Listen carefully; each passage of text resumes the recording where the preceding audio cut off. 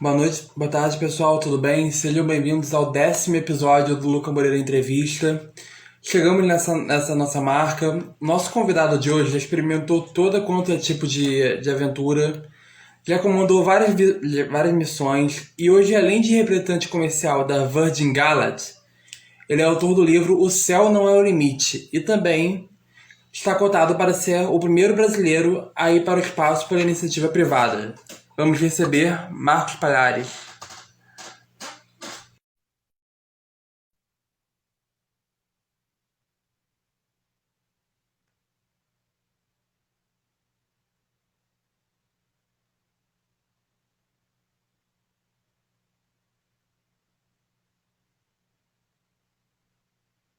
Marcos, tá aí?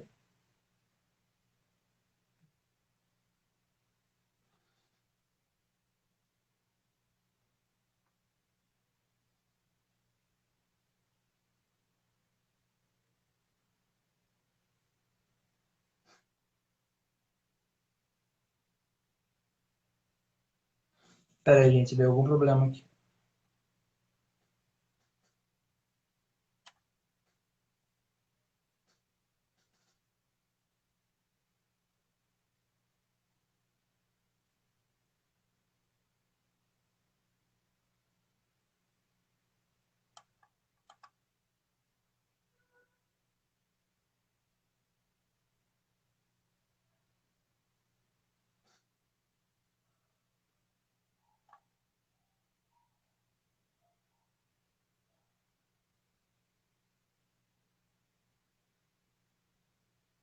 Ah, foi. Oi, Marcos, tudo Bom, bem? Como é que você tá? tudo bem, Luca? Também deu um probleminha aqui na hora de iniciar. Sempre dá. E aí, muito obrigado, primeiramente, por ter aceitado o nosso convite, tá bom? Em primeiro lugar, eu gostaria de te perguntar como é que tá a sua expectativa para a nossa entrevista. Que bom, que bom. Obrigado, Luca. Olha, vou te dizer, você foi bem insistente. Eu falei, esse cara merece. Porque você é dos meus, Tem um mês que eu tô tentando você é dos marcar, meus. Se você quer mas foi alguma coisa, ótimo. você tem que ficar em cima, tem que colar, tem que insistir. Eu recebo muitas mensagens, vou ser bem honesto, né? Eu não dou conta, até minha esposa fica meio brava comigo, que ela fala, ah, quantas pessoas você não responde aqui? Eu falo assim, se eu responder todo mundo, eu não faço nada na minha vida. Que ela É falou assim, verdade, não, mas você vai ver. a sua carinha estava lá muitas vezes e foi legal, então. Parabéns, Lucas. Pois é, consegui. Em primeiro lugar, eu gostaria de perguntar simplesmente como é representar o Brasil no mercado aeroespacial. Então, é, eu tenho à frente uma agência, que é a agência Marcos Pontes, e essa agência, ela teve o privilégio aí de conseguir conquistar uma representação de uma companhia americana, que é a Virgin Galactic. Essa companhia é um dos poucos players espaciais que constroem e além de fabricar os foguetes, né, esses vetores que estão fazendo a diferença, ela tem um DNA todo especial, né, que é uma empresa extremamente inovadora e ela pretende se engajar fortemente com a nova indústria do turismo espacial. E eu fico muito feliz Sim. de poder abraçar a oportunidade junto a essa companhia em oferecer é, essa, esses voos espaciais para não só turistas espaciais, mas como pessoas interessadas na atividade espacial, na atividade científica. Então, para futuros astronautas, a espaçonave ela serve como um equipamento de treino também, porque embora são voos rápidos, nós já temos 6 astronautas, futuros astronautas italianos, que vão embarcar nessa espaçonave para realizar treinamentos, né, antes de viagens, Sim. enfim, uma duração maior. Então, eu sinto muito feliz de poder ter esse privilégio aqui no Brasil, de estar em contato com pessoas fantásticas como Richard Branson, né, que está à frente, líder nessa Uhum. organização, e Sim. muitas outras atividades espaciais também. Maravilhoso. Atualmente, falando no futuro dos astronautas, você está cotado como o primeiro brasileiro a ir ao espaço por uma iniciativa privada, né, no caso. Como estão suas expectativas para esse projeto? E Falhou, as falhou, preparações também, né, que você está passando. falhou. Como? De- Pode repetir a Ah, pergunta? sim, vou repetir a pergunta. Você está cotado atualmente como o primeiro brasileiro para ir para o espaço pela iniciativa privada, né? Como estão as suas preparações para esse projeto? Bom, ah, eu não sei se eu sou o primeiro brasileiro, né? Na verdade, já houve um primeiro brasileiro que foi para o espaço. Talvez eu seja o segundo. Uhum, Tomara que dê tudo certo. Isso é fantástico. Eu ser o Buzz Aldrin, né? Do Neil Armstrong, o nosso Marcos Pontes. uhum, Aliás, estou me referindo à viagem lunar, né? Claro. Não ao Gagarin sim. e outros da atividade espacial. Mas Uhum, essa minha preparação, ela atualmente ela é bem simples, porque a maior parte das atividades de treino já foram realizadas. Algumas eu vou saber um pouco antes do meu voo, então eu procuro manter a ansiedade bem controlada e basicamente são simulações de atividade em microgravidade, em em centrífuga, em força G. Então, tudo isso são realizações aí das quais eu já tive algum conhecimento e já tive embarcado para realizar na prática essas atividades e são todas bem tranquilas. O objetivo é que no futuro isso seja necessário. Acho que o grande mote da Virgin Galactic é assumir a atividade espacial no âmbito civil, de modo que qualquer pessoa poderá voar numa espaçonave dessa futuramente. legal. E falando da sua preparação, você tem vários cursos, né, como você está falando, né, que você já faz parte do seu currículo, que estão ligados desde a física até domínio de idiomas, né, que você tem treinado. Você sempre aplicou esse estudo com desejo de ser astronauta ou essa ambição veio a partir de um certo ponto? Legal, Lucas. O objetivo de ser astronauta já nasceu comigo. É uma coisa que me entusiasma bastante. Eu sinto que eu nasci para isso. Por alguma questão aí de destino, as coisas não fluíram como deveria no início.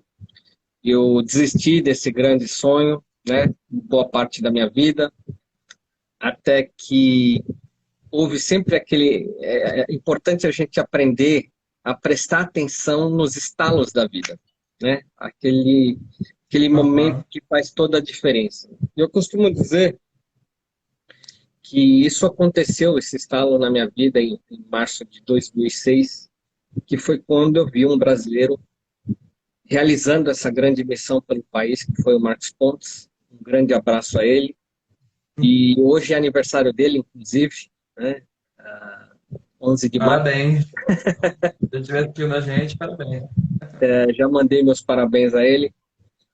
E, e naquele momento em si foi um momento transformador para mim, porque eu achei que um brasileiro chegar ao espaço era um sonho muito distante, não era algo factível. Então, aquilo foi realmente transformador para mim no sentido de que eu abriu a porta da esperança para eu correr atrás. E as coisas foram acontecendo de Sim. forma muito orgânica na minha vida. Não foi uma coisa assim tão premeditada, né? Embora sempre foi um objetivo que está ali nas nuvens, é uma coisa assim que você fala, pô, o risco da decepção é muito alto nesse objetivo, porque é um objetivo muito alto, É. né? De você chegar ao espaço. São menos de 600 pessoas no Sim. mundo que conseguiram chegar no espaço. E olha que o espaço ele começa a 100 quilômetros de altitude. Se você parar para pensar, 100 Aham. quilômetros não é muita coisa. Um avião voa a 10 quilômetros de altitude, Sim. um avião comercial. Um avião de caça chega a uns 15 quilômetros, né?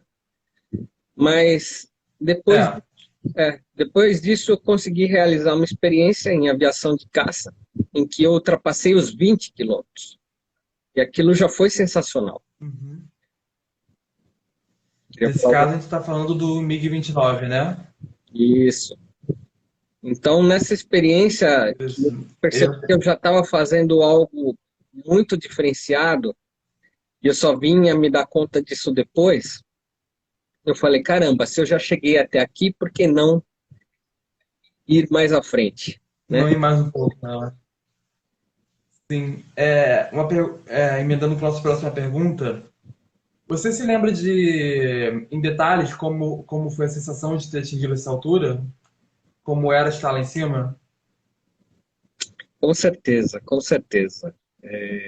Luca, eu escrevi um livro sobre isso, porque quando Verdade. é uma pergunta que muitas pessoas me fazem e eu falo, caramba, descrever em poucas palavras ou em poucos minutos é impossível. Mas foi a realização de um grande momento importante na minha vida. Então, eu, Uhum. eu estava voando num caça que para mim já era algo também inalcançável. Por um longo tempo da minha vida eu considerei essa hipótese impossível. Quando eu voei de caça e pilotei um caça russo, que aliás é o mesmo caça que Uhum. hoje a Rússia está utilizando lá para bombardear a Ucrânia, ou seja, é um caça que ainda se mantém Felizmente. atual de É. determinada forma, né, sobre certos aspectos. Aham. Então, é, eu falei, caramba, e voar de caça não é uma coisa comum, não são muitas pessoas que têm acesso. Então, eu Sim. pude ter a experiência da aceleração, eu pude ter a experiência das forças G nas grandes curvas, ou nas pequenas curvas mais ainda. Aham. Eu tive a experiência de voar muito mais alto do que um avião comercial. Eu falo, pode O falar, impacto físico que você sente é muito grande? a parte física. Impacto Digamos, que você tem no seu corpo é, chega a ser grande? eu gosto de fazer o comparativo sempre, para as pessoas conseguirem entender. Ô, Luca, você gosta de montanha-russa? Pouquinho, mais ou menos. Não gosto daquelas Já, fechadas, gosto mais abertas. já andou de Não. montanha-russa? Ah, já, claro, já dei. Bom, aqui em São Paulo a gente tem Basicamente, um vinhedo, uma montanha-russa, que tem uma queda livre lá de uns 40 metros, mais ou menos. Chega a 50 metros, sem dúvida. E ela aham, atinge cerca de 70 quilômetros horários. A montanha-russa que a gente tem aqui em São Paulo. No avião de caça, sim. a gente não está falando em quedas de 50 metros, está falando em quedas de 1.000 metros, né? 1.500, 2.000. Uhum. E você não está falando em quedas a 70 quilômetros horários, 90 quilômetros, você está falando em quedas a mais de 1.000 quilômetros horários. Então as sensações são muito É. fortes, muito radicais, né? E o corpo obviamente sente. Uhum. Então diversos hormônios que não estão habituados a essa experiência radical começam a trabalhar de forma desorganizada, porque o corpo não está entendendo exatamente o que Sim. está acontecendo. Então você soa mais, né? Você sente enjoo, você sente diversas coisas. O sangue vai para a cabeça, vai para o pé, tem tontura. Então tudo isso faz parte de um treinamento aí de voo de caça. Sim, e falando nisso, durante esses voos de exploração, existem vários casos comprovados, né, de situações que possam dar errado, né, desde a saúde física, uma segurança, claro, da missão. No caso da exploração espacial, quais são os principais procedimentos que se deve estar sempre alerta antes de realizar uma missão? Antes de realizar um voo espacial, bom, Sim. eu acho que o primeiro ponto para se realizar um voo espacial existe a questão da periculosidade, que ainda é uma questão bem aceita num voo espacial. São poucas pessoas que experimentaram o voo espacial. O voo espacial não deixa de ser um míssil tripulado, né? Ou seja, é um É, foguete, sim. né, que no lugar da ogiva tem uma pessoa sentada lá em cima. Então, eu sempre digo que 50% para você entrar no foguete é a coragem. Uma coisa que é bem básica, né, para você realizar um voo espacial. Você É, poder estar sentado ali, seguro que é aquilo que você quer, que você tem uma meta, uma missão, algo para cumprir, seja pessoal, seja trabalho. Então, eu acho que a sim. maior preparação é sempre estimular a coragem nessa área, né? E eu, como Aham. muito ativo na área da exploração, aqui mesmo em terra, né? Então, eu já tive tanto em escalada de montanha, quanto em espeleologia, em cavernas. Já tive tanto no fundo do mar com cilindro, quanto no fundo do mar com submergíveis. Já tive tanto no ar em voos de caça quanto voos na estratosfera. Então, eu que já tive grandes experimentações nas diversas possibilidades da atividade física, para mim, quase nada é novidade. É mais um desafio, né? Exatamente. O voo espacial, Uhum. embora é algo que ainda me falta conhecer, é algo que eu estou extremamente aberto e ansioso por essa possibilidade, porque é algo que eu espero, digo, por toda a minha vida. Sim. Mas nesse caso, essa viagem de foguete, ela já é considerada algo 100% seguro em alguns casos? Ou existe, como é que está a probabilidade hoje de ser seguro uma missão? Ou varia muito? Luca, seguro, seguro não existe em hipótese alguma da nossa vida. Eu costumo dizer que Uhum. você não está seguro em atravessar a rua da sua casa, né? Então, Sim, se você parar para pensar, até um programa bem despretensioso num teleférico com a família, você está seguro por um fio. pode, né? Então, É, se você tem encarar, isso. se você encarar num paralelo do espacial que existem riscos, mas esses riscos são aceitáveis, né? Você embarca, você embarca, né? Então, hoje é muito comum as pessoas voarem de avião, né? Existe risco no Sim, voo de avião? Claro sim. que existe. Então, por isso que Claro que eu existe. digo, né, para a gente, a coragem é importante, implícita em tudo que a gente faz, porque se a gente viver do medo, a gente não faz nada, Luca. A gente tem que Verdade. estar Uhum. com a mente sempre aberta ao novo, ao inexplorado e ter grandes ambições para poder se chegar em lugares inexplorados. Na mesma época que você fez o voo na Rússia, você também visitou o centro de treinamento cosmonauta Yuri Gagarin, onde é formados os astronautas russos, né?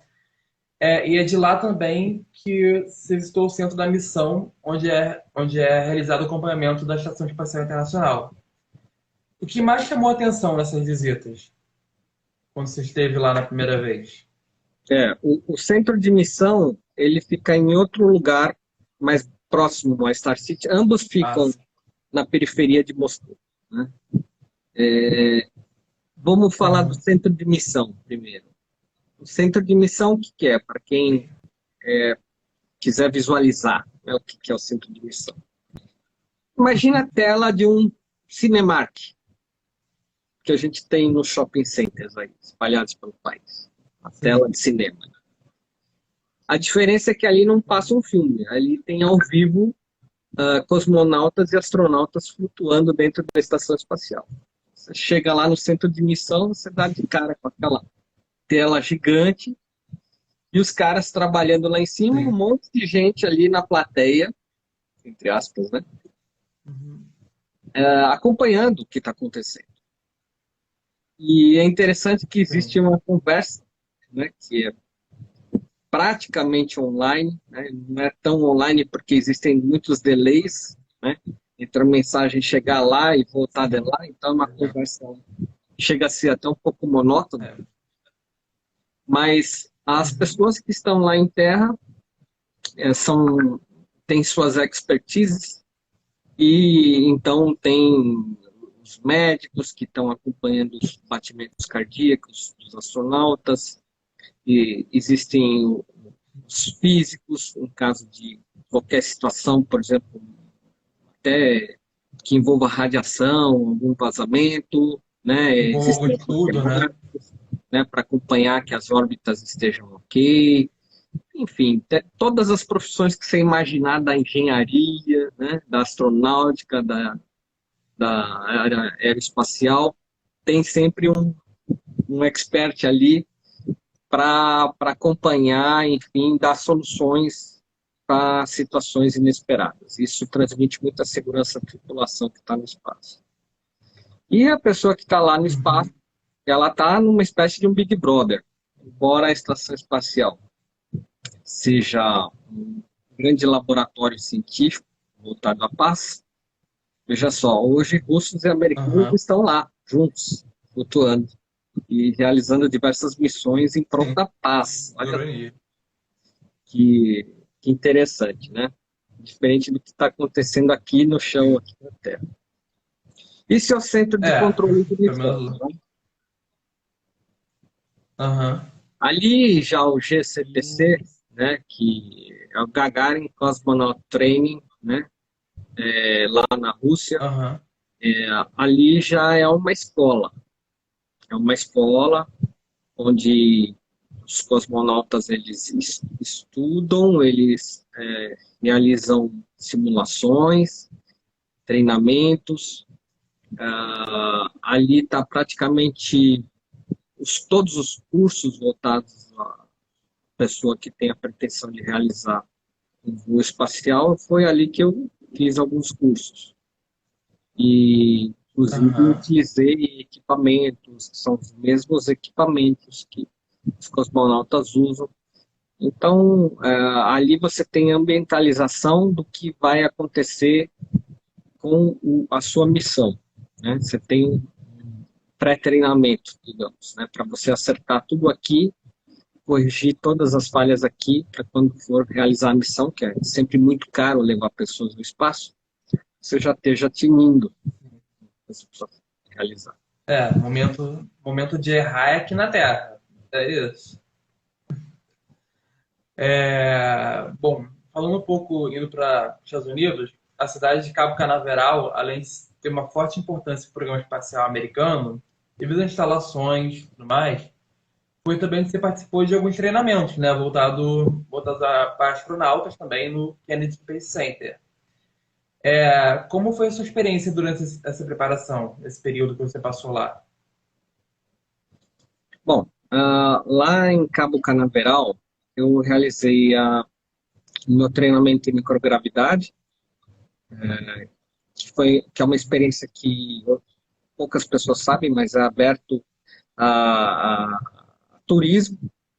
Se você tiver interesse, Luca, de fazer uma experiência em microgravidade, você está falando aqui com o cara que leva,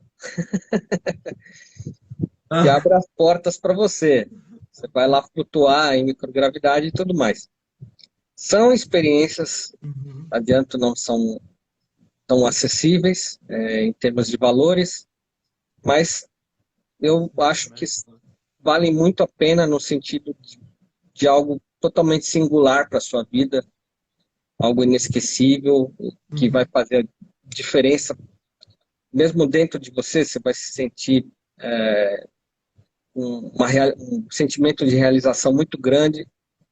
E eu hoje eu sou praticamente um trainee de futuros astronautas brasileiros. Então, as pessoas que têm interesse em ir para o espaço me procuram e eu levo para esses lugares para ter Sim. acesso, né, a essas atividades. E são muitas pessoas procura? Não são muitas. Eu gostaria que fossem muito mais, Lucas. Mas é Luca, né, na verdade, né? Sem o S o seu nome, né? Luca. É Luca. Isso, já tô Luca é o acostumado nome, na vida já. Tudo bem. Luca é o nome de uma cidade da Itália, onde vieram alguns parentes meus por parte de mãe. Isso. Luca, cidade de Luca. Então, eu acho que, eu sempre digo que precisa ser melhor divulgado. Então, eu tento fazer minha parte, contribuir como um divulgador científico e estar em vários lugares trabalhando nessa questão, de mostrar, olha, pessoal, vocês acham que é inacessível. Não é. Então, podem contar comigo e eu terei o enorme prazer em ajudar vocês a chegar nesses grandes locais de excelência científica que estão levando pessoas para os lugares mais altos. Isso aí. E falando nisso, a gente vai falar agora também da sua parceria com o Marcos Ponte, né? Que, pelo que eu li sobre vocês se conheceram no lançamento de uma nave, né, da Atlantis, em 2011. Nesse caso, como é que funciona a agência de vocês, a agência Marcos Ponte? Legal, Luca. Nós temos um site que é o www.agenciamarcospontes.com.br. Nesse site nós temos diversas experiências que trabalham exatamente a questão do conceito de aventura, de coragem, de exploração, que eu acho que faz parte do DNA de qualquer pessoa que quer alcançar metas ambiciosas. Então, nós recebemos tanto altos executivos de grandes empresas, como pessoas simples, do dia a dia, e que pegam o metrô e que vão trabalhar, mas que pensam longe e pensam grande. Então, eu fico sempre Sim. muito feliz de poder abrir os braços para todas essas pessoas que têm esse interesse. A nossa agência ela fica em São Paulo, no centro de São Paulo. É muito fácil contactar pelo site, eu mesmo respondo os e-mails, né, como parte do comercial aqui, né, responsável pelo comercial. E, basicamente, se alguém tiver interesse em conhecer a agência, ela precisa realizar uma reserva. A gente não pode receber aqui mais do que 3 pessoas, porque não dá conta a nossa estrutura aqui, mas nós temos um acervo Uhum. espacial muito interessante e pouca gente sabe, e isso é muito bacana também de poder mostrar, porque no Brasil falta muito isso. Né? Nós temos muita carência de tudo no que é questão de âmbito espacial. Dia Uhum. 16, agora, semana que vem, quarta-feira, às 9 horas, eu vou estar dando uma palestra no MCT, no YouTube do MCT, que é o Ministério da Tecnologia e Inovação, né, que está à frente do Marcos Pontes. A minha palestra será sobre esse tema de turismo espacial no Brasil. Né? Quem tem interesse em saber onde estão os observatórios do Brasil, onde que eu posso entrar, onde tem algum acervo, eu vou falar dessa vez sobre esse turismo que precisa ser mais estimulado. Né? Pouca gente sabe que, olha, existe um museu em frente, Isso é possível, né? lá no Rio Grande do Norte existe um museu espacial, né? Em frente à Barreira do Inferno, e é grátis. E eu fui lá 2 vezes, e as 2 vezes eu entrei lá, só tinha eu no museu. Eu falei, caramba, o negócio é de graça, as pessoas não vão. Então, E é algo que chama a curiosidade, né, das pessoas, né? Você vê que tem curiosidade, né? Mas poucas pessoas sabem da informação.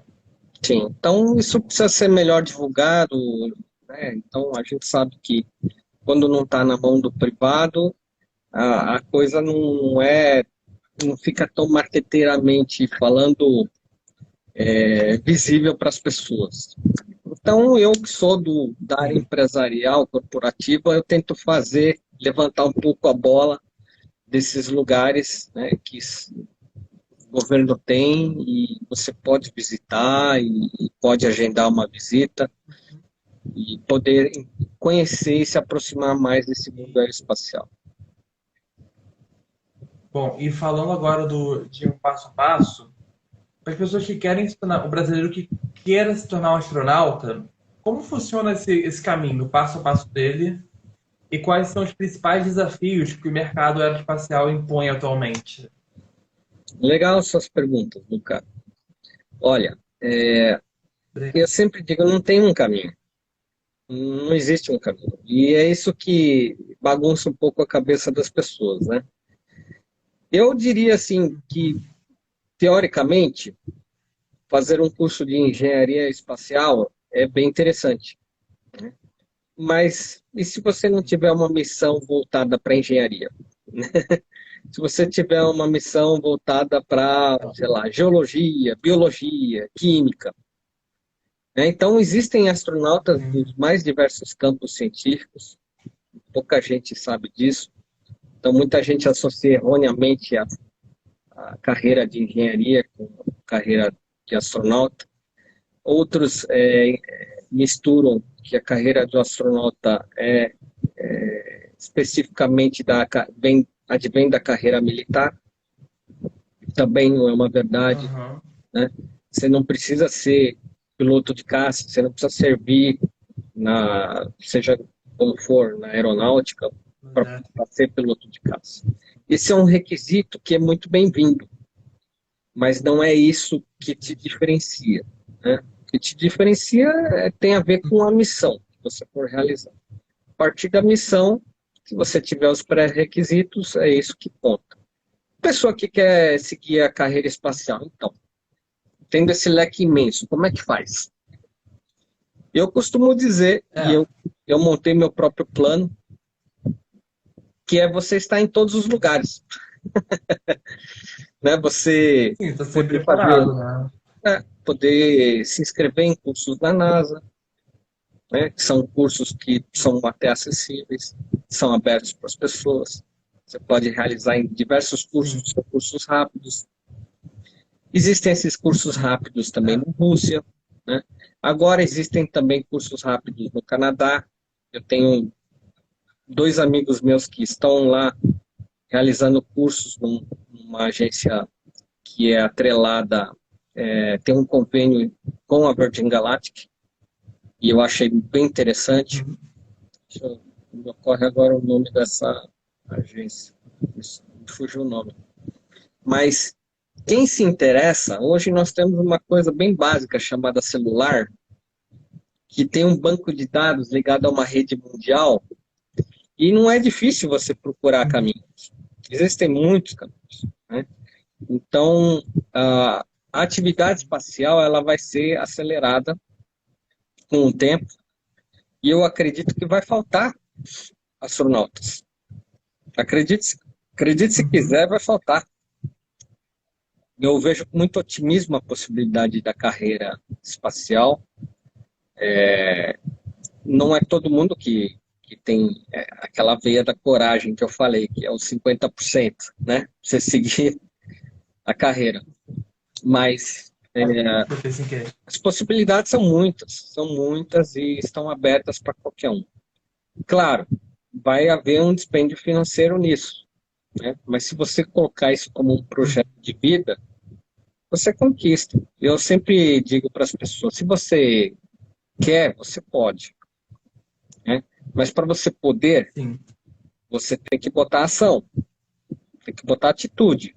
É um investimento numa carreira, como você faz qualquer outra. Sim. Né? Eu hoje fiquei assustado, me mandaram um post aqui do Lula no Twitter, dizendo que enquanto pessoas estão morrendo de fome, outros estão investindo em foguetes espaciais. É um futuro candidato a ser nosso presidente. Está falando uma bobagem dessa. Nada contra. Se você quer votar no Lula, vote no Lula. Mas se você é a favor da atividade científica, o governo atual botou um ministro que é um astronauta para coordenar a pasta. Isso diz muito. Olha a diferença entre as opções. Então, se você é a favor da carreira científica, eu vejo com muito temor aí o que pode acontecer, né? Sem entrar em política, que eu não gosto, na verdade, desse assunto, Sim. mas eu prezo muito pelo meu amigo Marcos Pontes, pelo legado que ele tem, que ele assumiu e que ele ajuda a incentivar novas e novas pessoas nessa atividade, e isso é muito importante. Então, ele não é só a figura, a imagem, ele é uma marca que a gente tem aqui, que precisa ser usada. Não é à toa que o nome da nossa agência é Agência Marcos Pontes, né? Para enaltecer essa figura. E a gente precisa enaltecer não só o Marcos Pontes, mas todas as pessoas que advêm da carreira científica e que buscam nessa atividade um meio para transformar o Brasil num país melhor. É inegável que os Bacana. países que estão à frente na economia são países que investem na área científica, investem forte. Isso aí. E a gente não pode ter um presidente que É, negue isso. bom, a gente vai falar agora um pouco sobre a missão 2012, que foi a MDRS, né? Foi no deserto de Utah, onde foi 150 horas que você teve uma experiência. E como foi realizado esse projeto? E até quando? Eu queria perguntar também. É um projeto de simulação, pelo que eu pude entender. E o quão verdadeira essas experiências se aproximam dos passos. Legal. Essa também é uma experiência que está aberta a qualquer interessado. Ela é extremamente acessível, né? Mas também é uma experiência que deve ser levada com seriedade, né? Que eu saiba, teve a minha missão e a missão do Júlio, que também é um pesquisador aí na área científica no Brasil. Nós dois realizamos, além da minha equipe, teve a equipe dele, de brasileiros, na MDRS. MDRS, o que é? Mars Desert Research Station. É uma cápsula, uma simulação de uma cápsula, né, espacial. Você fica ali dentro, como se estivesse dentro de um habitat em Marte. Então, Uhum. a NASA faz simulações como essa, são muito comuns, né, aqui em Terra, antes de uma missão real, né, acontecer. Eu participei dessa missão, né, representando o Brasil. Foi uma iniciativa do Marcelo Souza, lá do Luz Cruz de Astronomia, lá em Campos de Goytacazes. E foram mais 4 estudantes comigo. Foi uma experiência super enriquecedora de estar lá, de experimentar comidas. Olha só, nós degustamos comidas que depois vão ao espaço. Essas comidas, a gente tinha que dar nota para dizer, olha, gostei, não gostei, achei o sabor interessante, não gostei do trato, não Habilidade, gostei da né? embalagem. A gente preenchia as pesquisas e essas pesquisas são depois estudadas para poder ajudar os caras que estão lá em cima. Óbvio, comida é só uma parte do leque de coisas que nós fizemos ali, né? Desde coleta de rochas e estudar naquele... Tem um laboratório científico lá dentro, de pesquisa. Então, lá como Sim. no deserto, é um terreno que lembra muito o terreno marciano, né? É quase morto o solo, né? Um excesso de ferro, de elementos ferrosos e tudo mais. Então, todas as experiências tinham um conceito com um paralelo de uma futura missão a Marte. E isso já Uhum. se cogita acontecer, tem até uma data aí que é um objetivo de goal, né, de acontecer, que é 2030, que é quando o nosso planeta e Marte vão estar bem próximos. Então, a Uhum. gente, de certa forma, realiza uma missão, que é um treinamento, e também colabora com a atividade real da exploração espacial. Sim, isso aqui a gente vai falar na próxima pergunta, inclusive, que é da Mars Society. Você é membro. E que, para Uau! quem não sabe, Quem que é? Hã? Quem que é que está fazendo a pergunta? Gostei. Ah, não, sou eu que preparei a pergunta. Ah, tá. É que você falou que a pergunta é da Mar É, Society. Eu falei, oh, legal, tem alguém não, lá. você é membro, né, da Mass Society, que é pelo que eu vi, é uma organização sem fins lucrativos que encoraja a exploração espacial, né, desde 98 para o planeta Marte. Qual tem sido a influência atualmente dessa organização em cima das agências de exploração? Ah, bom, corrigindo, eu não sou membro. Eu participei da Mars Ah, Society, perdão. que foi uma conferência organizada pela Mars Society lá na Califórnia, onde eu fui palestrar enfim, sobre os resultados da nossa missão de simulação lá na MDRS. E a Mars Society é uma entidade sem fins lucrativos, é como uma ONG espacial, né, voltada para a atividade enriquecer todos os conhecimentos nessa atividade cheia de mistérios ainda não solucionados. E um dos patrocinadores da Mars Society é um cara chamado Elon Musk. E esse cara hoje, não à toa, um sujeito de enorme visão, é atualmente o homem mais rico do mundo. Né? Então, quando a gente fala assim, não, para quem investir no espaço, poxa, para quem investir no espaço? O cara mais rico do mundo investe no espaço, e quem é um cara em 5 bilhões de pessoas que é o cara mais rico do mundo. Então, eu costumo dizer, se esse cara está errado, se vocês estão dizendo que esse cara está errado, meu Deus do céu. As outras 4, nós somos 7 bilhões, né, corrigindo. Os outros 6 bilhões e 999 mil são o que se esse cara está errado, né? Então tá aí um grande porquê de se investir na atividade espacial, né? A simples questão, ó, esse cara, ele investe. Tem um exemplo. Então, há muito tempo existiu uma discussão científica na aviação, nesse caso, que envolvia a disputa de Santos Dumont e os irmãos Wright sobre quem teve a primeira experiência com o avião, nesse caso. E você chegou a fazer uma palestra sobre o assunto para representantes acadêmicos dos Estados Unidos, sobre pioneirismo, né? Como foi essa experiência e quais debates foram levantados? O que você achou dessa experiência? Então, foi, para ser bem honesto, um pouco decepcionante. Porque um brasileiro falando sozinho para uma plateia de americanos que ouvem faz assim, tipo, não foi assim que me contaram na escola? É um pouco complicado, né? Então, tinha um cara na plateia que falou, eu conheço o Santos Dumont, uma plateia inteira que falou assim, sim, já ouvi falar nele. Então, não gerou a interação que eu esperava, não gerou aquele sentimento de curiosidade, vamos ver se é isso mesmo, vamos comparar. Mas o que eu faço hoje? De fato, Santos Dumont não é conhecido nos Estados Unidos. Então, eu estou dando algumas entrevistas em canais de grande audiência.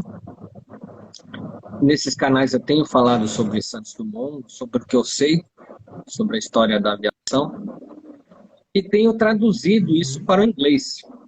É a minha contribuição para que americanos tenham acesso a isso. Uma vez chegou um americano e me mandou uma mensagem assim, eu estou interessado em ver teu vídeo, você pode traduzir ele para mim? Eu falei, mas já está traduzido. Tem a legenda embaixo. E ele falou, é mesmo. E aí eu percebi que o americano não está acostumado a ler legenda. Nós brasileiros lemos legenda direto, porque a gente vai no cinema e é muito comum assistir os filmes americanos e ter a legenda em português. Então, para nós é automático. Você vai para o filme, ou você lê a legenda... Se adapta. O americano não está acostumado com legenda. Ele não sabe ler legenda, o americano. Então eu falei, tá lá sim. Olha lá embaixo. E o cara, é mesmo. tem a tradução, que legal, né? Eu falei, pois é, que legal. Então eu fazendo essas traduções, que dá um trabalho enorme, traduzir um vídeo dá muito Aham. trabalho, você não tem ideia, não tem noção, é quase como escrever um livro, e o sujeito não vê a legenda. Então, tá ali. Então é complicado, viu? É, foi para ter o interesse daquele americano ali mesmo. Foi para isso. Não, uma vez eu recebi um É, americano que ele me ameaçou. Ele falou assim: isso. você sabe quem sou eu? Eu falei, não, não sei quem é você. Eu cuido do legado da história americana. O que você está fazendo é um crime. Eu falei, e qual é o crime que eu estou fazendo? Aí ele ficou meio assim, tipo, não sabia explicar, né? Eu entrei no LinkedIn dele, e aí eu vi lá que ele era major da aeronáutica, Aham. participou de missão no Iraque, que tinha muitas estrelas no peito, né? Aquela coisa toda, né? Cara da alta patente, não sei o quê. Aham. Ele achou que ele ia chegar lá, falar o nome dele e ia falar: oh, desculpe, não, os irmãos Wright são maravilhosos. Eu não falei nada disso. E aí acho que ele ficou meio Ai, desconcertado. Mas para você ver, quando a gente tenta mexer em algo que subverte a história americana, é muito complicado. O é, americano ele está acostumado a se achar dono da verdade. E embora eu sempre digo que eu tenho extremo orgulho das conquistas do povo americano, de tudo que eles fizeram, que eles fazem, que eles já conquistaram, ou mesmo da história americana, né, que é muito bacana. uhum. É uma história com pessoas de muita atitude, isso é fato, né? Eu acho até que o Brasil precisa se É, espelhar muito no americano para construir a nossa nação. O americano ele tem muito a nos ensinar. Mas ele tem essa questão de achar que ele só existe ele e o resto do mundo. Então, nessa hora você tem que chegar e falar: de peraí, poder, de poder abrir mais a cabeça, né? O resto, né? então como é que ele pode dizer que os irmãos Wright foram os inventores do avião e ele nem sabe da história de Santos Dumont? Eu sei de Santos Dumont, sei dos irmãos Wright. Eu posso avaliar o que eu penso sobre essa Sim, questão. Mas se ele acha que só existem irmãos Wright, aí fica difícil, né? Eu falei, amigo, ó, se informa é, sobre Santos Dumont, e aí você pode conversar comigo e eu tiro algumas dúvidas suas, eu posso ter dúvidas também, aproveitar e tirar contigo. Aí a conversa rende, mas se for só se sim, existe uma coisa e vira uma nada troca de mais, experiência. né? Então é aí que eu percebo que eu dou um baile. Eu dou um baile nos biógrafos americanos. Quando chega um biógrafo americano para me contestar, eu dou um baile. Eu dou um baile porque Uhum, ele percebe que eu sei da história dos irmãos Wright. Ele acha que eu não sei. entendi. E aí ele vê que eu sei. E aí ele fica meio desconcertado, porque ele quer me dar provas que os Wright foram os primeiros. E eu refuto a prova e mostro com documento. E aí o cara fica com aquela cara assim de pensando, o que eu falo agora, sabe? Bom, falando um pouco em nomes americanos ainda, em uma das suas várias experiências, você acompanhou o lançamento de uma sonda em Marte, onde esteve junto de uma equipe notável, né, no mercado, que era o Buzz Aldrin, né, que é o fundador da NASA, o CEO da Virgin Galactic, além do Elon Musk, que é o proprietário da SpaceX hoje. Como foi esse encontro de experiências? Cara, foi muito legal poder conhecer o Elon Musk e apertar a mão dele, né, nesse dia. Acontece Sim. que esse foi o dia em que a Curiosity, que é uma sonda que chegou em Marte, Uhum. tinha o pessoal todo da Mars Society, eu estava junto com o pessoal da Mars Society, estava lá o Elon Musk, estava o Buzz Aldrin, e estavam várias figuras aí da atividade espacial, um cara que pouca gente conhece, que é o Story Musgrave, que é um cara que foi várias vezes ao espaço, né? Pelas minhas contas, a história mais breve foi uma, duas, três, quatro, foi 6 vezes para o espaço. O cara que conseguiu. Esse cara, eu falo, mas esse cara deve ser bom Esse de cara lábia para tem história pra contar. Tem história pra contar. Mas enfim, eu conheci todos esses caras, né, num único leque ali, foi muito bacana. E a gente foi lá assistir numa telinha de cinema da NASA Uhum. a sonda chegando em Marte, tudo ao vivo, né? Claro, ao vivo, de novo, com aquele delay da informação chegar na Terra, né? Que Então, dele. o que a gente via lá era Sim. passado, na verdade, mas para nós era ao vivo. Aham. E foi muito legal Sim. acompanhar, então, a chegada da Curiosity, que era uma missão inédita. Imagina uma sonda do tamanho de um Jeep. Nunca tinha se feito nada parecido antes. Isso foi em 2013, se eu não me engano. Então, era uma sonda gigantesca. Até então, a gente mandava sondas do tamanho de carrinho de controle remoto. E aí resolveram mandar uma sonda realmente gigante, porque falaram, meu, essa é para fazer experiências que nunca foram feitas. Só para a gente ter um efeito de comparação, qual seria o tamanho dela? O que a gente poderia comparar? Então, Você lembra mais tamanho ou de um menos? Jeep. Tamanho de um Jeep. Meu Deus do Então céu. foi uma grande diferença, né? É como se dizer, até então se mandava brinquedo para Marte, e de repente mandou-se um Aham. robô de verdade, né? E então Sim. foi um marco e eu estava lá presenciando um dia histórico com pessoas que fazem história. Tudo isso é inesquecível, né? E foi legal Bom, quando a sonda entrou na atmosfera marciana, que apagou a tela. Aquela tela de cinema que a gente estava assistindo a sonda chegando, de repente, aí ficou todo mundo assim, e agora? E agora? Né? A sonda se espatifou, se desmaterializou na atmosfera, acabou a missão. Não, faz parte. Esse momento em que a sonda está chegando na atmosfera, ela tem uma freada muito forte da resistência da atmosfera marciana. Então, existe um aquecimento de todos os equipamentos em temperaturas absurdas. E naquele momento, a sonda perde contato com a Terra. Então, é normal. Então, algumas pessoas fizeram assim, e outras falaram: não, calma, vamos aguardar alguns minutos, vai voltar a imagem. E aí, quando voltou a imagem, essa sensação de estar vendo um filme mesmo, no cinema, com o pessoal cheio de expectativa, né?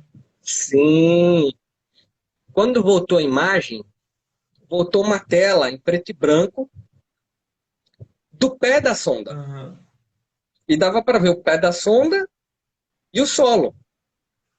Então voltou a imagem do pé da Sim. sonda e o solo e falaram: deu certo, pousou em Marte. Ei! E aí todo mundo pulou, parecia gol em final de campeonato, todo mundo se abraçando lá. Eu queria abraçar o Elon Musk, eu queria abraçar todo mundo.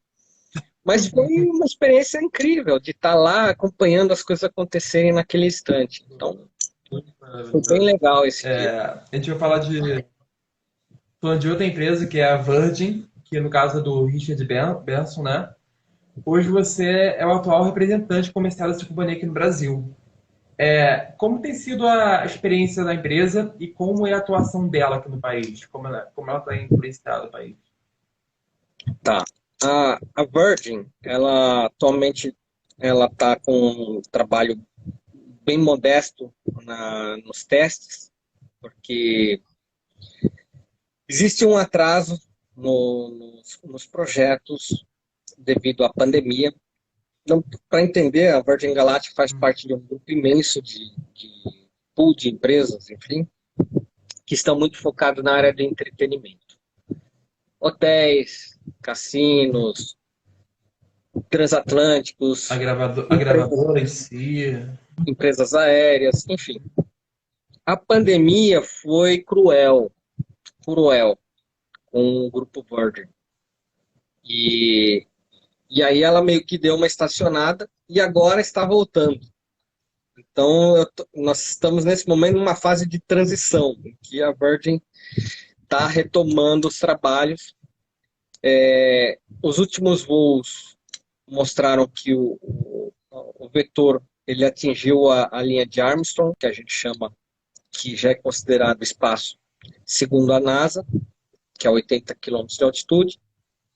Mas a Virgin ela quer ir mais alto, ela quer atingir a linha de Kármán, que é a linha comumente relacionada como a linha que divide o espaço para a maior parte dos países do globo, que é a 100 quilômetros de altitude.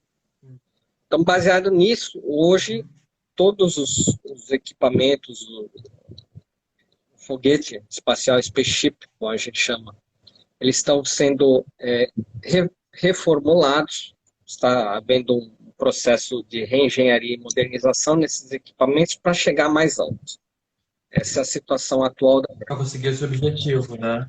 E aí, o objetivo é no terceiro semestre desse ano, no final do terceiro semestre desse ano, voltar com os testes práticos, né? Então, voltar aos voos. Então, ela vai ficar parada, nós estamos em março, até mais ou menos outubro. Vamos ouvir muito falar sobre a Virgin Galactic, e em outubro ela deve voltar com tudo.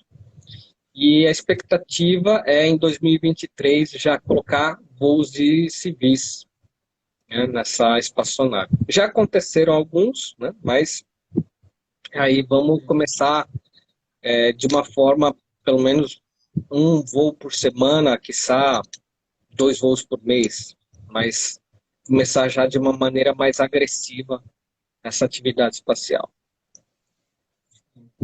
E você tem uma estimativa de quanto tempo durariam esses voos, mais ou menos? São voos curtos, são voos rápidos. O objetivo da espaçonave são voos suborbitais. E quando a gente fala voo suborbital, o que se compreende é que são voos que eles atingem o marco, que é o espaço, e regressam. Então, o voo regressa praticamente numa queda livre. Então, por isso, é um projeto desenhado para durar entre 1 e 2 horas de experiência, não mais que isso. E já é algo que praticamente hoje em dia não se tem disponível para pessoas e a valores como se colocam, né? A Virgin Galactic, ela vende um assento hoje. O Luca quiser comprar o assento comigo, fala assim: Palhares, eu quero comprar o assento. Eu vou falar: Luca, me dá aí $450 mil e vamos lá, vamos embora para o espaço. $450 mil Você fala de que estado aí, Luca? Você está em São Paulo? Eu estou do Rio de Janeiro. Rio de Janeiro. $450 mil é um preço de um apartamento bem bacana aí no Rio de Janeiro, imagino eu, né? E também é o preço para se levar uma pessoa ao espaço, é um preço base. O custo hoje para se levar pessoas ao espaço está na casa dos milhões de dólares. E a Virgin pretende fazer isso a uma pequena fração desse valor. E por isso são voos rápidos, voos curtos, porque é um segmento de mercado Vai ser uma, que ela está vai trabalhando. ser uma inovação para a empresa, né? É uma inovação pelo fato de que nós tivemos 550 pessoas no espaço em 70 anos de história espacial, e a Virgin quer botar 1.000 pessoas no espaço em um ano. Essa é a grande inovação. Baratear, né? Embora possa ser assustador, $450 mil, isso no mundo espacial é o preço de uma esfirra, né? Então é muito barato nessa escala e com certeza vai poder gerar acesso a muitas e muitas pessoas, de forma a garantir que esses valores caiam ao longo do tempo e toda a atividade e o âmbito aeroespacial se torne acessível no futuro próximo. A gente vai para outro tipo de viagem agora. Como já viu, você tem todo tipo de aventura, já passou pela sua vida, né? A gente vai falar agora sobre um dos exemplos. Um dos exemplos que eu gostaria de comentar foi o mergulho submarino que você realizou no Mar do Caribe, onde você desceu aproximadamente, foi 2.200, né? 260 profundidade. Como foi a sensação de estar nessa viagem, no Segredo do Abismo? Legal. A missão Segredo do Abismo é um nome que eu mesmo dei para a missão, que era uma missão de cunho científico, e, e eu queria ter isso no meu currículo, né, em caso de um chamamento público para candidato a astronauta, mostrar que, olha, participei de atividades científicas, né, estive em lugares inexplorados e tudo mais. E a minha missão, que intitulada Segredo do Abismo, era chegar no lugar mais profundo possível, né, com um submergível. Então, de novo, para ter uma ideia de parâmetro, um submergível, um submarino da Marinha Brasileira aí da classe Scorpion, que o Brasil está comprando agora da França. Aliás, está produzindo aqui, né, mas com tecnologia francesa. É um submarino nuclear. Ele não chega a 500 metros de profundidade. E eu fui muito mais fundo que isso. Então, o objetivo dessa missão era fazer coletas no fundo do mar, e coletas que pudessem remeter à história da colisão espacial, a colisão de um meteoro, né, há 60 milhões de anos atrás, Naquele lugar. que ocorreu naquele lugar e que, segundo as últimas teorias, foi o divisor de águas, né, do Cretáceo, e aniquilou os dinossauros, aparecendo a nossa civilização, o Homo sapiens.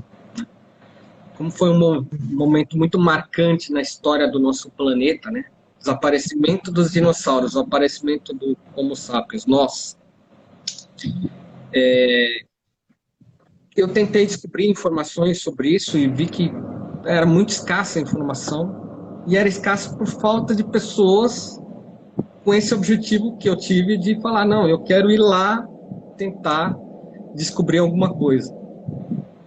Então, obviamente, eu investi, não tive patrocínios, é muito difícil explicar isso para patrocinador. Ainda espero patrocínio para continuar essa missão. É necessário muitas rodadas de subida e descida para você conseguir fazer essa coleta. Porque é uma coleta difícil? Porque você está numa profundidade muito grande e o fundo do mar está sob uma carga de pressão extremamente forte ali. É só imaginar o peso d'água de um edifício de 200 andares de água pressionando ali aquele piso. Então tá tudo muito cimentado lá embaixo, e fazer coleta é muito difícil, muito. Tá?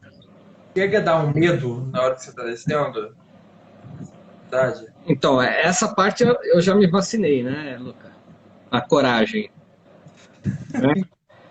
Isso daí eu já passei por isso. Então, para mim, eu mesmo sabendo que é uma coisa também muito difícil, poucas pessoas realizaram esse tipo de atividade, para mim era de grande entusiasmo, grande alegria poder abraçar essa missão. Mas não foi uma missão bem sucedida, infelizmente, porque eu não consegui realizar coletas, e nós tínhamos braços robóticos ali para fazer muita coisa, mas eu fiquei 6 horas ali embaixo d'água, e aí tem um tempo que você pode. Então deu para explorar bastante, isso que é legal, né? Fazer uma exploração do fundo do oceano, lá intocado, extremamente escuro, de forma que eu realmente me senti dentro de uma espaçonave submarina, mas me senti como em uma espaçonave. Isso por si só, para mim, foi a grande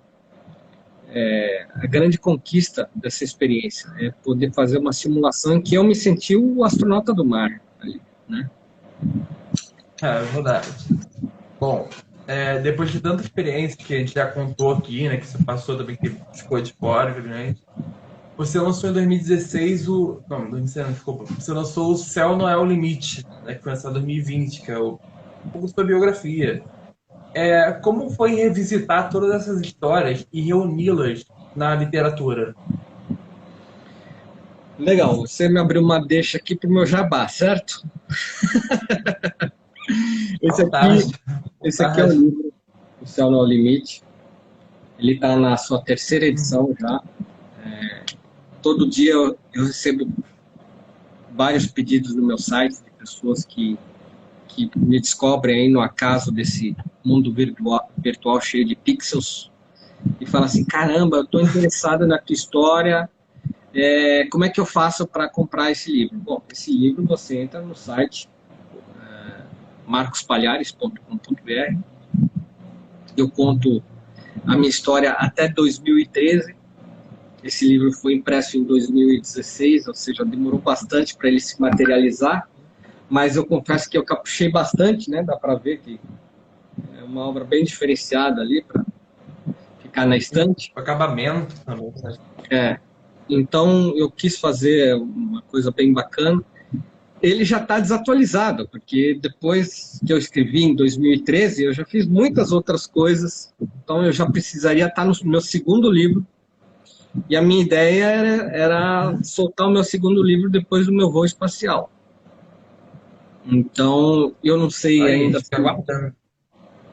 se eu solto o que eu já tenho, se eu termino, finalizo aqui, e depois o espacial vira um livro dedicado, seria o terceiro livro. Não sei se eu tenho paciência para 3 livros, porque, olha, escrever um livro não é fácil. Dá trabalho. Dá muito trabalho. Muito trabalho.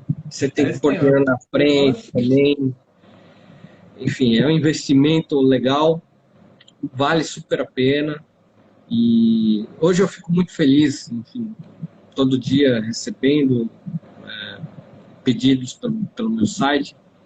E já está na Amazon também, para quem não tem condição de pagar o preço de um livro físico, prefere mais em conta pela Amazon, que é o e-book, né? Pelo menos uma coisa é verdade. História suficiente já tem para alguns volumes aí na frente. Eu tenho certeza, eu não conheço uma pessoa que não leu o livro e não se entusiasmou. Então, modéstia à parte, sem querer me gabar, tá, Luca? O pessoal, Claro.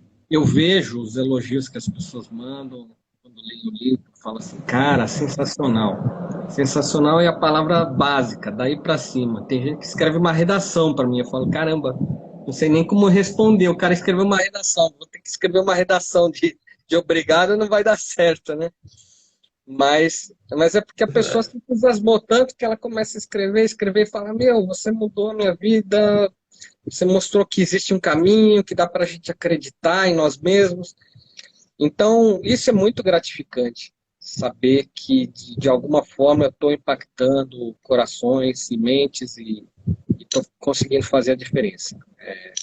Claro, Maravilhoso. não era esse o meu objetivo principal, era realmente materializar, dizer assim, ó, eu fiz, eu consegui, eu mostro para as pessoas, ó, a porta está aberta também, assim como o Marcos Pontes me abriu as portas do mundo espacial, hoje eu falo, ó, eu estou abrindo as portas para vocês também. Então, para mostrar, é um incentivo que a juventude precisa. Perfeito. Marcos, então, a entrevista foi maravilhosa. Mais uma vez eu quero agradecer por ter aceitado o nosso convite. E antes de finalizar, eu queria saber, para quem quiser encontrar seu livro, você já falou um pouquinho aí, ou acompanhar suas missões, suas aventuras, como é que faz? Redes sociais, quais canais que a gente tem? Boa. Luca, o principal é o meu site, marcospalhares.com.br. Lá você pode comprar o meu livro com dedicatória. Se você não fizer questão de dedicatória, eu recomendo diversos sites, né? Tem a Space Today Store, do meu grande amigo Sérgio. Tem o site do Marcos Pontes também, que é o dono da editora. Tem a Amazon, para quem não tem condição de pagar livro, de frete, que é mais barato, comprar lá pelo. Se você tiver um Kindle, né? Para poder ler. Tem na Livraria Cultura. Enfim, o meu livro está aí materializado, está rodando. Como eu disse, já está na terceira edição. Então, eu fico muito feliz com isso. Quem quiser me acompanhar, além do meu Fantástico. site, tem o Facebook, Marcos Roberto Palhares. No Instagram é Marcos R Palhares, tudo junto, claro, né? O R de Roberto, só que um homônimo já me pegou o Marcos Palhares antes de mim, passou na minha frente, eu fiquei com o Marcos R. Palhares. Inclusive, eu dou seguidor pra caramba pra ele, eu já vi. Porque o pessoal entra lá falando, adorei tuas aventuras, e o cara não sou eu. E eu também queria deixar para quem tiver interesse um brinde para a tua audiência. Hoje eu sou embaixador na Faculdade Monitor. Quem quiser comprar qualquer curso online na faculdade, eu vou dar um brinde para toda a sua audiência, vou dar um desconto aí de 25%, que na verdade é um desconto de 50%, porque o site está com 25%, eu estou dando mais 25%. Tá? Isso é inédito. Aí, quem tá nessa live se deu bem, hein? Quem está na live do Luca, vai lá, assim, ó, viu Marcos Palhares? Ele falou, está gravado, está na internet, não tem como apagar. Ele deu um desconto para o meu curso, são os cursos de TI, principalmente de tecnologia e da informação, que são os cursos com a maior rentabilidade e capacidade de emprego, né? São cursos que, pô, hoje eu vejo um cara que entra em qualquer desses cursos que a gente oferece, um cara ruim, ruim, ruim, que tem um certificado nesse curso, ele entra ganhando R$ 10.000 de emprego. Tá lá, o curso é Então, 999, eu estou dando agora para você por 750, que você pode dividir em 10 vezes, de aí, R$ 75, e você vai entrar ganhando aí um salário em torno de R$ 10.000 nesses cursos de TI.